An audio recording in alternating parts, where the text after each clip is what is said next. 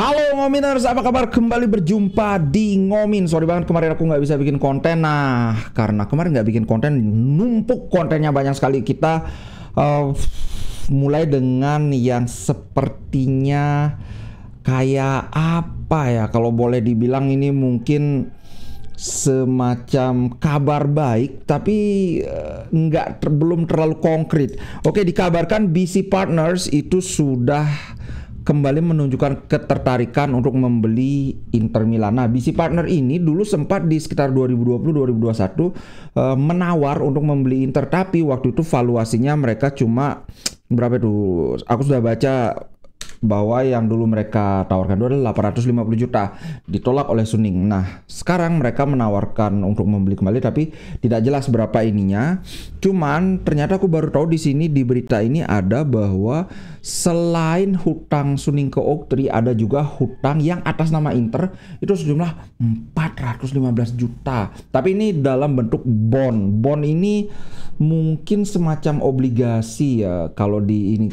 Pokoknya surat utang. Intinya adalah bond ini BOND ya, bukan bond ngebond, tapi intinya sama. Surat utang ini diterbitkan oleh sebuah perusahaan, dalam hal ini Inter. Nanti orang itu bisa membeli bond ini ketika jatuh tempo. Ya nanti siapa yang pegang bond ini mendapatkan uang yang dia investasikan bersama bunganya berapa. Dan bond ini kalau nggak salah juga bisa diperjualbelikan. Misalnya nih, aku beli satu bondnya Inter. Sekarang kan aku pegang nih, kan itu akan jatuh tempo pada 2027. Sebelum 2027 itu aku bisa jual lagi. Siapa? Oh, aku beli ini 100.000. Ada yang mau beli 150.000, silakan. Kayak gitulah. Tapi aku nggak terlalu ngerti karena aku paling cuma beli saham aja, nggak pernah beli bond atau obligasi juga nggak pernah. Alright, nah itu yang bikin ternyata masalahnya Inter itu lumayan kompleks, bukan?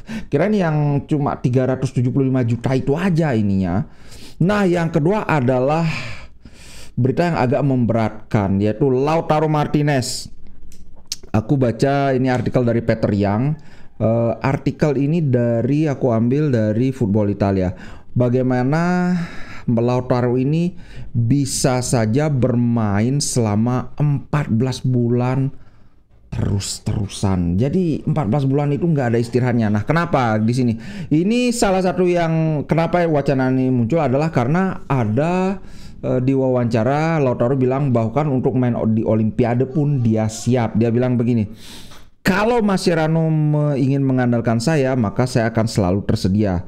Kalau nggak salah tim Olimpiade itu kan harusnya di bawah berapa, under 23 kalau nggak salah. Tapi mereka boleh pakai 3 tim senior kalau nggak salah begitu ininya. 3 pemain yang di atas 23 tahun. Nah, dia bilang gini, Mascherano kalau dia ingin mengandalkan saya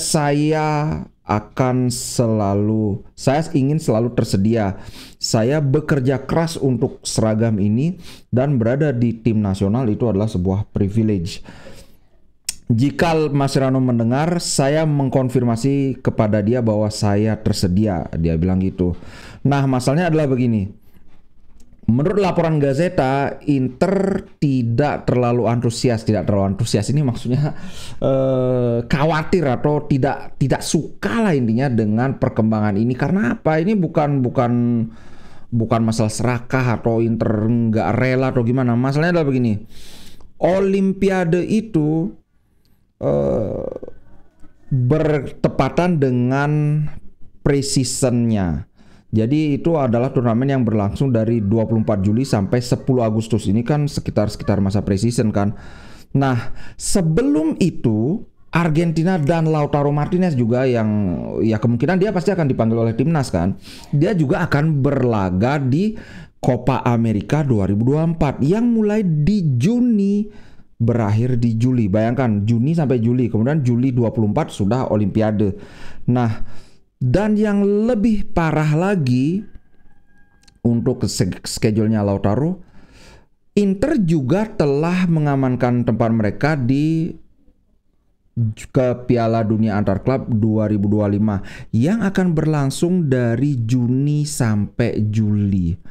Bayangkan Juni sampai Juli itu ini parah sih. Copa America Juni sampai Juli 2024 kan. Juni sampai Juli 2024. Kemudian Juli sampai Agustus itu Olimpiade. Kemudian di 2025 di bulan Juli itu, yang berarti sekitar akhir musim, setelah musim berakhir langsung lagi Piala Dunia antar klub. Ini berarti yang 14 bulan bisa ini si Lautaro bermain tanpa ada jeda, tanpa ada istirahat. Nah, tentu saja yang bermasalah dengan kalau pemain tidak beristirahat itu ya resiko cedera. Kalau dia sih namanya anak muda, wah dipanggil timnas saya selalu tersedia. Tapi nggak tahu lah. Memang ada aturan bahwa kalau ini semacam sebuah perjanjian etis itu, kalau timnas memanggil, klub itu tidak boleh menghalangi selama agenda yang dimainkan oleh timnas itu adalah agenda resmi dari FIFA atau UEFA. Jadi nggak boleh yang menolak. Dalam hal ini Copa America itu kan agenda FIFA kan. Kalau Olimpiade, nah ini yang aku nggak tahu, apakah Olimpiade itu kan ada sepak bolanya, apakah Olimpiade itu masuk di agenda FIFA atau enggak? Nah itu yang aku kurang tahu. Oke, berita berikutnya adalah target baru Kayode. Kayode ini adalah pemain muda, cukup bagus. Ini digadang-gadang akan menjadi penggantinya Dumfries.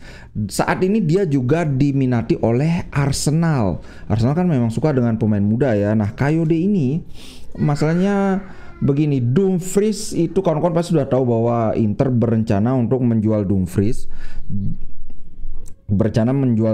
Di akhir musim ini karena Dumfries itu kalau nggak salah kontraknya berakhir 2025 kalau nggak salah ya. Jadi kalau ingin menjual Dumfries ya akhir musim panas ini udah harus kelar supaya nggak kayak Skriniar lagi nanti kasusnya. Nah, untuk sebagai calon penggantinya, kalau misalnya Inter beneran jual Dumfries, berarti kita kan kehilangan dua pemain di sayap kanan, yaitu Dumfries dan Cuadrado, karena Cuadrado tuh kontraknya cuma setahun. Nah, ini muncul nih Kayode. Aku belum lihat Kayode ini apakah bagus. Sekilas sih aku lihat ya kayaknya lumayan. Tapi kalau kawan-kawan ingat dulu Belanova juga gitu. Lagi-lagi namanya kita lihat di highlight ya yang bagus-bagusnya aja kelihatan kan. Kita nggak bisa benar-benar menilai begitu.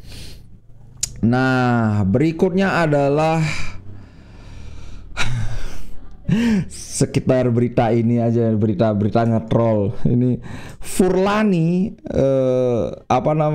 CEO-nya AC Milan menegaskan, kami sebenarnya pingin dapat second star atau bintang kedua lebih dulu dibandingkan Inter Milan. Kayaknya Milan ini sudah menyerah karena sebenarnya kan Inter belum pasti dapat kan. Masih kemarin kan aku bilang bahwa skenarionya itu kalau Inter menang terus, kemudian Milan juga menang terus, kemudian kita derby lawan AC Milan. Nah, kalau di sana kita derby itu menang, maka secara matematis kita akan Scudetto saat itu juga. Nah, ini kan belum tentu Inter itu akan menang terus lawan 3 pertandingan ke depan, nanti lawan Empoli, kemudian sampai 4 pertandingan berikutnya baru kita ketemu Milan. Tapi dia sudah ngomong ini, dia bilang ini, sangat jelas bahwa kami ingin kami ingin mendapatkan bintang kedua sebelum Inter. Tapi ya gimana, kami targetkan akan bisa mendapatkannya di musim depan. Kami tidak terlalu jauh. Kami mengangkat kepala kami, mengangkat leher kami out of the water. Maksudnya kalau orang tenggelam, wah dia bisa gini. Maksudnya kan memang Milan sebelumnya sempat ini performanya tuh anjlok, tapi sekarang di 2024 ini lumayan bangkit kan mereka. Nah, sekarang kami harus melanjutkan dengan pertumbuhan di jalan ini untuk mengejar beberapa klub-klub Eropa lainnya. Ini kok jelek sekali ininya. Iklannya sorry iklannya mengganggu banget. Itu soal Furlani. Nah, ini nih Buongiorno. Tampaknya Inter semakin serius untuk mengejar Alessandro Buongiorno. Kebetulan Buongiorno ini aku selalu pakai di main FC 24. Ini asik, dia punya, aku nggak tahu apakah sesuai dengan aslinya, tapi dia punya umpan lambung bagus, sangat kuat di udara, cukup tinggi juga. Yang jelas aku pernah bahas ini antara Buongiorno, kemudian Bastoni, kemudian siapa lagi? Pavard. Buongiorno ini adalah tipe center back yang lebih konservatif lah kalau kita bandingkan terutama dengan Bastoni atau bahkan dengan Pavard pun. Ini Buongiorno lebih ke sangat defensifnya kayak Acerbi gitu loh. Kalau dia maju ikut membantu build up ya bisa, tapi bukan itu trait utama dia. Sehingga kalau kita memang mengincar center back tengah ini menurutku calon yang bagus. Apalagi ada gosip, tapi ini gosipnya dari Tuttosport ya, bahwa walaupun Acerbi diputuskan untuk tidak bersalah, tapi ternyata Inter tidak berencana. Nah, gara-gara kejadian ini Inter sedang mempertimbangkan untuk tidak memperpanjang kontrak Acerbi gitu sih bro. Kalau menurutku ya nggak apa sih, Acerbi memang bagus, tapi mungkin kalau harus dipaksakan sekali juga ya nggak perlu lah gitu. Nah ini kemarin aku sempat bahas bahwa Sommer menargetkan dia akan sembuh dan tersedia dalam pertandingan Inter lawan Empoli, dan betulan dong, ini dia. Ex Bayern Munich veteran Bayern Munchen ini telah sembuh dari cedera dan akan menjadi starter dalam pertandingan Inter lawan Empoli. Wih, Yann Sommer mantap. Kalau udah Yann Sommer di bawah Mister Gawang, aku sih sangat tenang gitu. Mungkin dia bisa kebobolan, tapi ingat nggak? Kita itu kecewanya itu bukan karena gimana, tapi kita kecewa itu kalau kebobolan. Jadi standar kita itu memang sudah tinggi banget. Karena kalau menang tanpa clean sheet kok kayaknya ada yang kurang gitu. Jadi sombong kan, sombong dikit-dikit nggak apalah. Kemudian berikutnya adalah, wih, ini yang sempat aku bahas di live kemarin. Kenapa Inter Milan belum memperpanjang kontrak dari Lautaro Martinez? Nah, mungkin aku mau sampaikan sedikit ya buat kawan-kawan yang mungkin belum nonton saat aku live itu.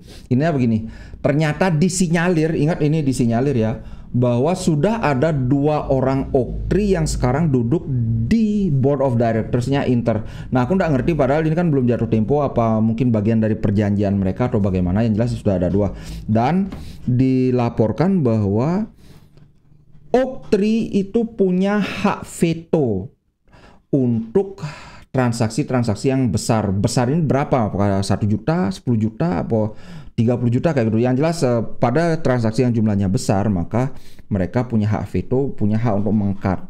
Nah, waktu itu kan aku bilang, wah pantesan kontraknya Barella dan si Lautaro itu masih belum kelar juga. Nah, di sini dijelaskan bahwa belum ada lampu hijau dari Suning. Yang dikasih lampu hijau itu adalah 8 juta. Oh, ini aku liatin ya. Lagi muncul ini. Iklannya ini bracketed sekali. Aku bilang vulgar aja dah. Alright. Nah, di sini bahwa yang sudah ditawarkan oleh Inter itu adalah 8 juta dan itu ditolak oleh Lautaro. Nah, Lautaro inginnya sekitar 10 juta. Inter setelah menyiapkan untuk menawarkan proposal baru yang 9 juta jumlahnya net, ditambah add-ons jadi 10 juta. Tapi ini belum dapat lampu hijau. Kalau di sini sih belum dibilang belum dapat lampu hijau dari Suning. Tapi siapa tahu lampu hijaunya tuh dari Oktri juga kan. Aneh sih ya, kok belum jatuh tempo tapi mereka udah bisa ngelarang-ngelarang gitu. Tapi ya mungkin karena begini, kalau mereka mengakuisisi Inter dalam keadaan Inter itu udah carut-marut ininya, keuangannya, ya mungkin mereka nggak mau juga. Jadi ya sangat mungkin mereka menambahkan klausul dalam perjanjian itu adalah mungkin sekian bulan sebelum jatuh tempo itu nggak boleh sembarangan ngabisin duit. Mungkin ada begitu kan, kita nggak tahu. Nah, kemarin itu ada gosip soal Inzaghi diincar Liverpool. Bahkan ada juga Inzaghi katanya diincar oleh tim dari Liga Spanyol. Nah, ini oleh Gianluca Di Marzio ini dibantah. Tidak ada kabarnya Inzaghi itu betah di Inter, dan kecuali ada hal yang sangat luar biasa sekali yang terjadi, maka Inzaghi kemungkinan besar akan memperpanjang kontrak dia di Inter. Tapi ya namanya sepak bola, hal yang luar biasa itu bukan hal yang mustahil. Sangat sering terjadi hal luar biasa. Inter gagal Scudetto di 2 musim lalu itu kan hal yang luar biasa sebenarnya, karena penampilan Milan kan tidak terlalu bagus. Kemudian penampilan Inter sangat bagus, tapi di partai-partai krusial malah kepleset. Nah, ini kan sebenarnya hal luar biasa yang tidak diduga, tapi ya bisa terjadi begitu, bro. Nah, ini ada berita tentang incaran striker Inter. Kabarnya ini dari 2 berita. eh, Inter sepertinya tidak akan berusaha mendapatkan Raspadori karena Inter akan all in untuk mendapatkan Gudmundsson. Ini sumbernya adalah Corriere dello Sport ya, bukan aku ya. Bukan aku ngarang-ngarang ya, Corriere dello Sport melalui FC Internews. Nah, dikabarkan dari Inzaghi itu sudah setuju atau sudah ngomong lah dengan board of management, bukan board of directors, bahwa kalau ngapain cari Raspadori, karena Raspadori sekarang di Napoli aja dia nggak bisa tembus tim inti, sedangkan lini serang Inter Milan itu kan lebih bagus daripada lini serang Napoli saat ini kan. Ya udah mending Gudmundsson aja. Gudmundsson ini sepertinya sudah sangat matang. Kemudian kemarin waktu Gudmundsson ini kan dari mana dia? Dari Swiss apa? Kok lupa aku. Pokoknya di Iceland. Kayaknya bener Iceland ya.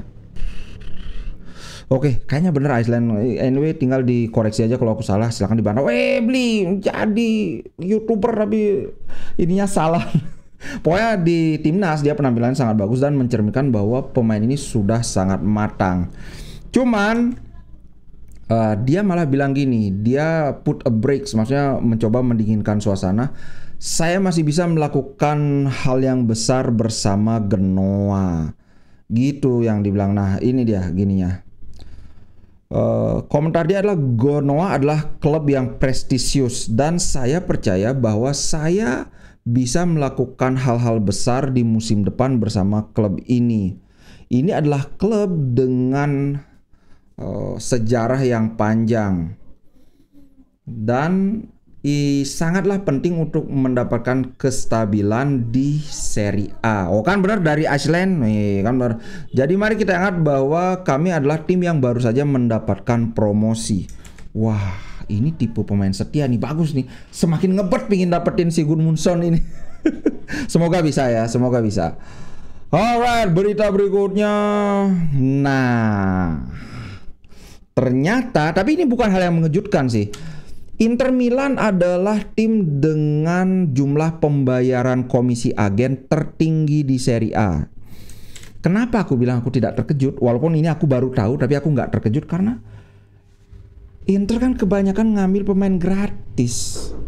Pemain gratis itu salah satu yang bikin banyak agen mendorong para pemainnya itu untuk tidak memperpanjang kontrak adalah komisi agennya gede kalau dia bisa membawa satu pemain ini ke sebuah klub dalam status free transfer. Karena kalau nggak free kan sudah jelas banyak duit dari klub itu akan dipakai untuk membeli. Nah karena nggak ada yang dipakai untuk membeli ya otomatis bonusnya jadi gede. Nah ini sama kayak Thuram. Thuram itu signing bonusnya itu adalah 8 juta. Entah bagaimana dia membaginya antara pemain dan agen kan. Ya jelas yang dikeluarkan oleh Inter itu 8 juta. Untuk kasus Calhanoglu, Hakan itu 10 juta bahkan. Tapi kalau kita lihat dari sudut pandang lain, pemain sekelas Thuram 8 juta itu kan murah. Dan juga kalaupun misalnya kita beli Thuram, kalau Thuram dihargakan kan mungkin sekitar harganya 30 sampai 40 ya. Kalau kita beli Thuram dengan misalnya 40 juta, itu kita tetap harus bayar ini signing bonus. Cuman mungkin signing bonusnya nggak sampai 8 juta, mungkin 3 juta, 4 juta gitu. So gitu sih. Nah di sini mengkonfirmasi bahwa jumlah yang dibayar oleh Inter untuk komisi agen itu adalah mencapai 35 juta. Ini tersebar ke 57 pembayaran total yang ini nyebelin banget. Yang ada komisi berbeda yang berasal dari transfer yang berbeda juga. Nah ini betul sama dengan analisaku bahwa fakta bahwa Inter fokus pada free transfer adalah faktor kunci yang membuat pengeluaran di bidang ini sangat besar. Tuh ada Alexis Sanchez, Marcus Thuram, Joan Cuadrado, dan terutama yang besar ini adalah Marcus Thuram 8 juta. So tapi kedua setelah Inter itu adalah Juventus. Juventus udah beli pemain. Dia 23 juta total. Menurutku ya 35 juta. Dengan jumlah yang dikeluarkan 35 juta kita dapat Thuram, Fratesi. Menurutku itu sangat good business lah ya. tidak ada ruginya gitu, bro. Nah, berita berikutnya adalah soal ini saja penutup. Nah, ini masih rumor bintang Slovenia dan Netherlands sebagai penggantinya Acerbi. Nah, tadi kan sudah aku bilang soal si siapa namanya? Buongiorno. Selain Buongiorno itu ada nama ini juga siapa? Jakabiol dan Persurs. So, ada 3 sekarang. Buongiorno, Jakabiol dan Persurs. Kalau Persurs aku tahu, aku sempat mengikuti kiprahnya, aku suka ini pemain bagus. Kalau Jakabiol ini belum tahu, tapi kayaknya ini biasa aja sih.